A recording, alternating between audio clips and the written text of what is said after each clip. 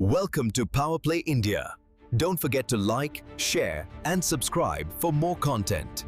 नमस्कार दोस्तों, मेरा नाम अरुण है और आप देखना शुरू कर चुके हैं पावर प्ले इंडिया। दोस्तों, इमेजिन कीजिए एक ऐसी कंट्री जिसे पूरी दुनिया ने आइसोलेट करने की कोशिश की, जिसके बैंक्स पर सैंक्शंस हैं और जिसके बॉर्डर्स के आसपास हमेशा वॉर का खतरा मंडराता रहता है। आपको लगेगा ऐसी कंट्री कोलैप्स हो जाएगी, है ना?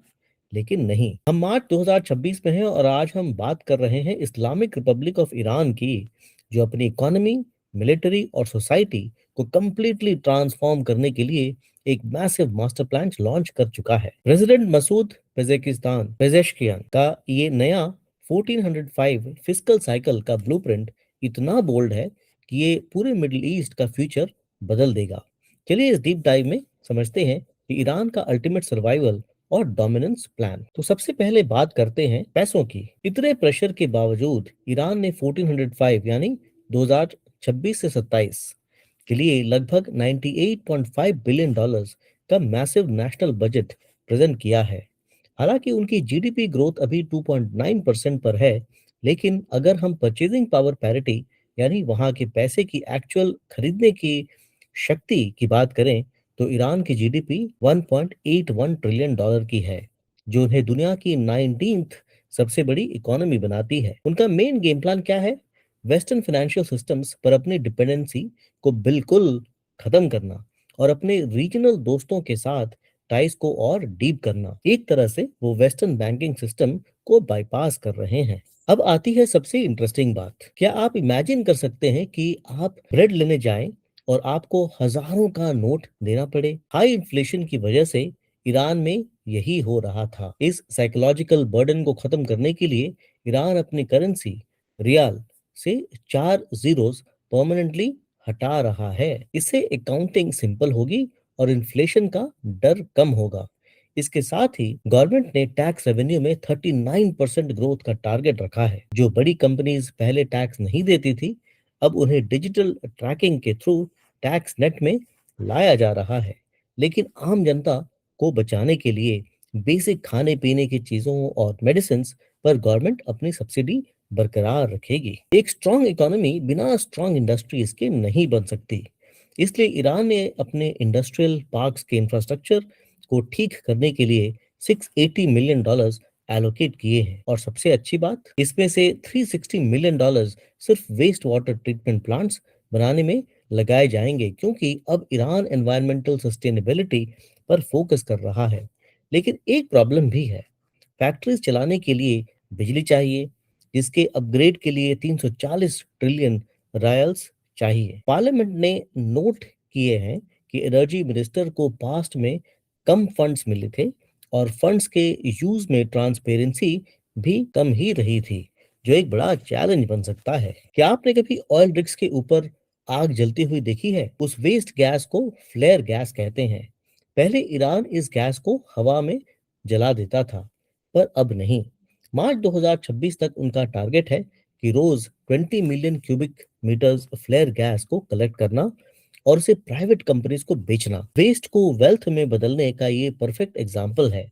इसके अलावा नॉर्थ ईस्ट रीजन में कड़ी सर्दियों में एनर्जी सप्लाई ना रुके, इसके लिए उन्होंने टोस गैस फील्ड लॉन्च किया है, जो हशेमी निजाद रिफाइनरी को फ्यूल देगा।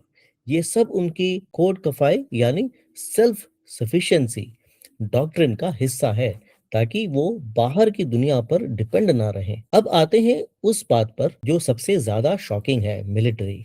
ईरान ने अपने मिलिट्री बजट में सीधा 200% का मैसिव इंक्रीज प्रपोज किया है। ये बजट 3 गुना हो गया है, क्योंकि उन्हें लगता है कि ग्रेटर इजराइल का विजन और एयर स्ट्राइक्स उनके लिए और उनके एक्सेस ऑफ रेजिस्टेंस के लिए एक बड़ा खतरा है। ये पैसा उनके इंडिजिनस ड्रोन्स, यूएवीज, मिसाइल्स और साइबर डिफेंस को स्ट्रॉन्ग करने में जाएगा।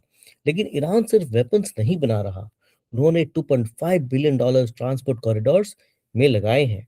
ये एक सॉफ्ट डिटरेंस है। अगर पड़ोसी देश ट्रेड के लिए ईरान पर डिपेंडेंट होंगे तो वो ईरान पर अटैक करने का सोचेंगे भी नहीं। लेकिन दोस्तों, इतना सब करने के लिए पैसा चाहिए और यहाँ आता है एक रिस्की कदम। ईरान फ्यूल यानी पेट्रोल और गैस की प्राइसेस को बढ़ाकर रीजनल लेवल्स के बराबर ला रहा है ताकि स्टेट ट्रेजरी पर सब्सिडी का बोझ कम हो। हिस्ट्री गवाह है कि जब भी फ्यूल प्राइसेस बढ़ते हैं, पब्लिक गुस्सा होती है और रायट्स होते हैं। इसको रोकने के लिए प्रेसिडेंट पेजेश्कियान ने एक 100% गारंटी दी है। फ्यूल प्राइस बढ़ने से जो भी एक्स्ट्रा रेवेन्यू आएगा, उसका 100% सीधा हाउस होल्ड यानी आम जनता का लिविंग स्टैंडर्ड इंप्रूव करने में जाएगा। उन्होंने वादा किया है कि पैसे का 1 रुपया भी गवर्नमेंट के दूसरे खर्चों में डाइवर्ट नहीं होगा। एक देश सिर्फ हथियारों से नहीं, अपने कल्चर से भी बढ़ता है। दुनिया को ये दिखाने के लिए कि ईरान आइसोलेटेड नहीं है, स्टेट अपने सिटीजन्स को यूनाइट कर रहा है। फरवरी 2026 में उन्होंने इस्लामिक रेवोल्यूशन की 47th एनिवर्सरी पर मैसिव रैलीज ऑर्गेनाइज की। सॉफ्ट पावर दिखाने के लिए 43rd book of the year awards host किए। और सबसे रिलेटेबल बात, उनका फॉरेन मिनिस्ट्री एक्टिवली लड़ रहा है ताकि उनकी national football team 2026 FIFA world cup में हिस्सा ले सके। वो फुटबॉल के पॉलिटिसाइजेशन का विरोध कर रहे हैं ताकि उनका झंडा वर्ल्ड स्टेज पर लहरा सके। वेस्टर्न सैंक्शंस को बाईपास करने के लिए ईरान ने नेबरहुड पॉलिसी अपनाई है और ये काम कर रही है। 1404 के फर्स्ट 9 मंथ्स में ही उनका foreign trade 85 billion dollars cross कर गया था। उन्होंने पाकिस्तान के साथ कराची मीटिंग्स के 10 बिलियन डॉलर्स ट्रेड का टारगेट सेट किया है। प्रेसिडेंट पेजेश्कियान डायरेक्टली चाइना के प्रेसिडेंट जी जिनपिंग से टूरिज्म और इंडस्ट्रियल डील्स पर बात कर रहे हैं और एशियन अफ्रीकन मार्केट्स में अपने प्रोडक्ट्स बेच रहे हैं। साथ ही 2.5 बिलियन डॉलर्स इन्वेस्ट करके ईरान INSTC नेटवर्क के जरिए रशिया, सेंट्रल एशिया और इंडियन ओशन के बीच का मेन ट्रांजिट हब बन रहा है। यानी इस रास्ते से जो गुजरेगा, ईरान को फायदा देगा। लेकिन ईरान का एक दुश्मन ऐसा है जो किसी आर्मी से ज्यादा खतरनाक है, वो है वाटर स्कैर्सिटी, पानी की कमी। ईरान में एनवायरनमेंट अब सिर्फ एक इकोलॉजिकल मुद्दा नहीं, बल्कि नेशनल सिक्योरिटी का मैटर बन चुका है। पास्ट में एनवायरनमेंट डिपार्टमेंट को सिर्फ 28 मिलियन डॉलर्स मिलते थे, जो कि बहुत कम था। इसलिए दिसंबर 2025 में एक लैंडमार्क मेगा प्रोजेक्ट शुरू हुआ। समुंदर गल्फ ऑफ ओमान से पानी निकालकर पाइपलाइंस के जरिए सेंट्रल प्लेटो लाया जा रहा है। ये इसलिए किया जा रहा है ताकि स्टील प्लांट्स जैसी हेवी इंडस्ट्रीज बंद न हो और पानी की कमी से लोग शहर छोड़कर ना भागें। तो दोस्तों, इन कंक्लूजन हम क्या देख रहे हैं? 7th डेवलपमेंट प्लान का बोल्ड टारगेट है इकोनॉमी को हर साल 8% से ग्रो करना। इसके लिए नेशनल ईरानियन ऑयल कंपनी ने प्राइवेट नॉलेज बेस्ड कंपनीज के साथ 2.5 बिलियन डॉलर्स के नए कॉन्ट्रैक्ट्स साइन किए हैं ताकि देश में ही नई टेक बन सके। आज का ईरान प्रेशर के अंडर एक फोर्स्ड मॉडर्नाइजेशन से गुजर रहा है। अपनी करेंसी से जीरो हटाना, मिलिट्री बजट 200% बढ़ाना और प्राइवेट सेक्टर को एनर्जी फील्ड में लाना, ये सब एक रेजिस्टेंस इकोनॉमी का मास्टर प्लान है। जब पूरी दुनिया ने उन्हें रोकना चाहा, ईरान ने अपने आप से वादा किया है इंटरनली स्ट्रांग और एक्सटर्नली डोमिनेंट बनने का। दोस्तों, इस वीडियो में हमने वॉर के बारे में कोई जिक्र नहीं किया और ये हमारा इंटेंशन था आपको बताना कि ईरान में हो क्या रहा है वॉर के अलावा।